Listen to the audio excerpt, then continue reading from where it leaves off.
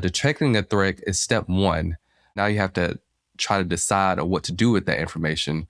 And really some of the technical foundations on what to do with that foundation is really, this is where C2 is command and control systems really live. And think of C2 as the brain of the defense system. Some of the core foundations for that brain is really around threat evaluation, course of action generation, and also engagement authorization. So really around threat evaluation, that's really how you prioritize what tracks are going to be the most dangerous. The course of action generation is where you, for each of those tracks that you identify, you actually have to intercept vectors as well. And then the third being the engagement authorization. This is where this can be automated or human in the loop, depending on the policy and the threat type.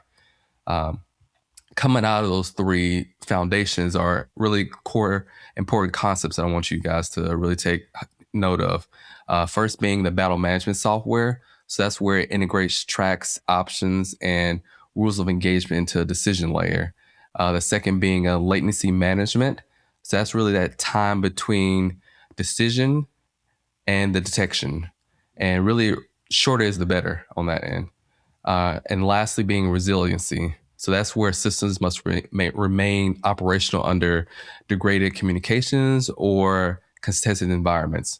DeWayne, can you really walk us through how we look at this from a business perspective? Yeah, I can. So now when you move to the decide layer, this is where missile defense shifts from hardware intensive to more software integration and system engineering dominance. This is also where the AI and AI ML is also going to be incorporated into the architecture. And this is where the competitive landscape becomes very interesting, right? The key primes in this include, Northrop Grumman again. They have the Integrated Battle Command System, the IBCS. Lockheed Martin got the Aegis Combat System. That's all across everything that's on water, right? With Aegis, right? And then of course, and Raytheon's got the fire command and control systems that go activate the energy on the target. And so let's just take a look at the Northrop Grumman IBCS system, right? It's valued around $3 billion. It's been in development for over a decade. It's actually in full development operational capability over a decade. And the core capability for it is integrating this multiple sensors and shooters into a unified command network. So just think about it's taken with software and integrating and system engineering and giving it an ability to do those core functions that Rob talked about across multiple different radars that come from different parts of the industry. But also, it's also talking to the shooters, the effectors of what you want to do on that command. So it's very critical. It's important. And the warfighter is central to this. This is where the warfighter is really doing the work, right, in between for doing that things. And so what makes it, powerful, it breaks down the stovepipes between those different systems that we talked about.